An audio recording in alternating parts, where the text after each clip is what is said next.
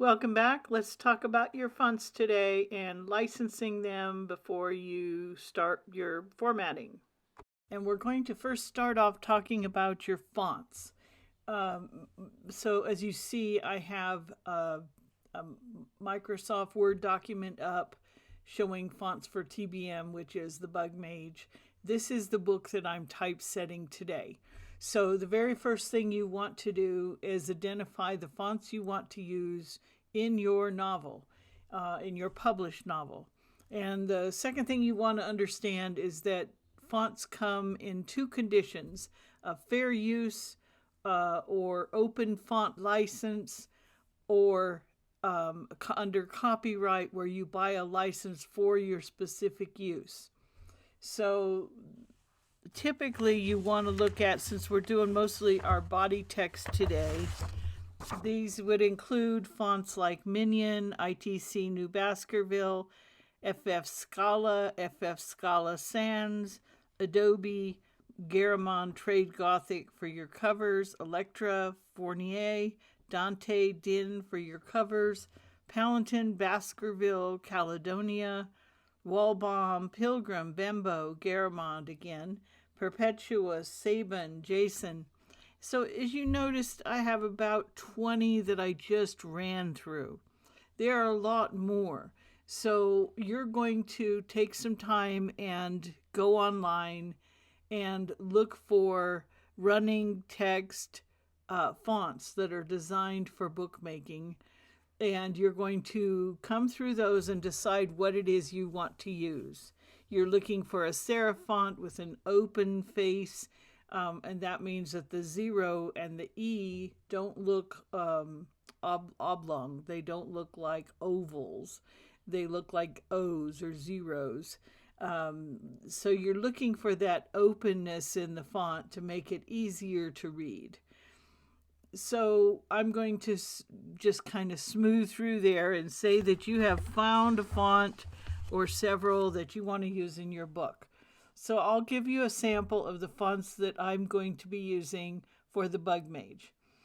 So the first one on this page you can see is Luminary, and I'm using it underneath some of my art.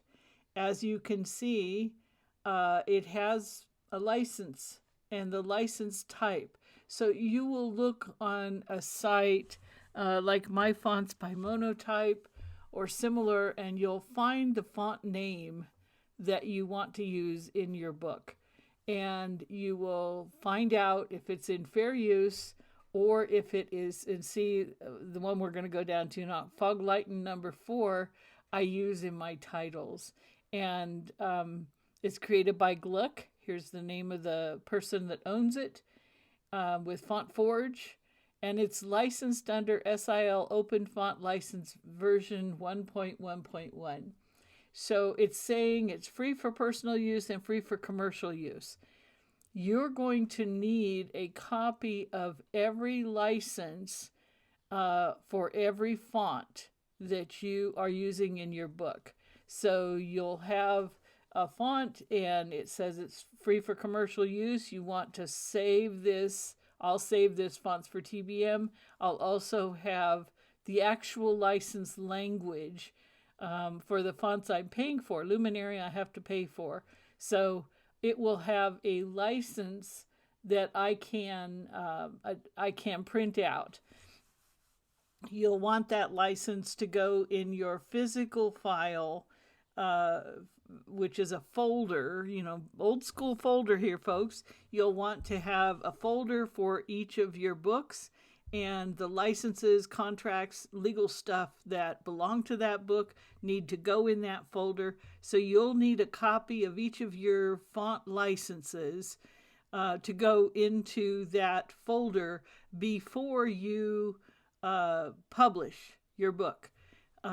These fonts are under copyright, and if you use them without permission, you are subject to copyright legal problems. They can come after you for significant amounts of money. So the fonts that you're choosing to use are art. They are a type of art. that you are purchasing, you're renting in this case, the type of art you're purchasing to go in your novel. And so you pay for that. So you want to pay for that because it protects you and it compensates the artist for their work, and it's the right thing to do. So in this particular novel, I'm using Luminary, which you will not see me using today on the Affinity app or the Affinity program. I'm using Fog Lighten, and again, that's for some of my title stuff. So you will not see that used today, but it is under SIL Open Font License version 1.1.1. And you can, as you notice where I pulled it up, when you're actually on the website, you can click on this and it'll take you to the exact language, and you'll want to print that out and put that in your file. So the next font I'm using is Copperplate Gothic, the font. Now it's a very old font, but it is still under copyright and ownership. And I want you to notice that for a pack of 9 styles, so each of these styles is a little different. I'm using Copperplate for my headers and potentially my page numbers. So you'll want to purchase what you want. Now I could buy 2 of them for, like say the one I want to use for the header name title on the book page. I could use one font for that and one font for the page numbers, or I could use one font for both. And that would mean I would pay $42.66 for a license for my choice of which of these I want to use in my book. But you can see if you bought a pack of 9 styles, you're looking at $383.99. It's not cheap. So let's go down. This is my type font that I'm going to be using in the book, Palatino Linotype. And I will probably need at least the Palatino regular and Palatino italic. I don't think I will need either bold font. So I would be spending $210 to buy these 2, to buy my licensing for these 2. And again, I will keep those licenses in my file with my novel so that it is verified that I have permission and the right to use these 2 fonts in the application, in the hardcover and paperback novel, and that I'm clear on ownership and rights.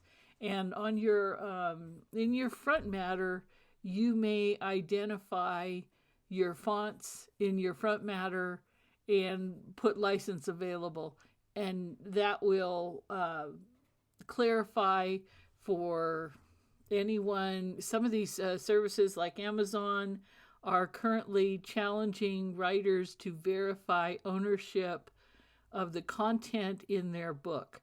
And part of that ownership is correct licensing for any fonts, correct licensing for any photos, correct licensing for any art.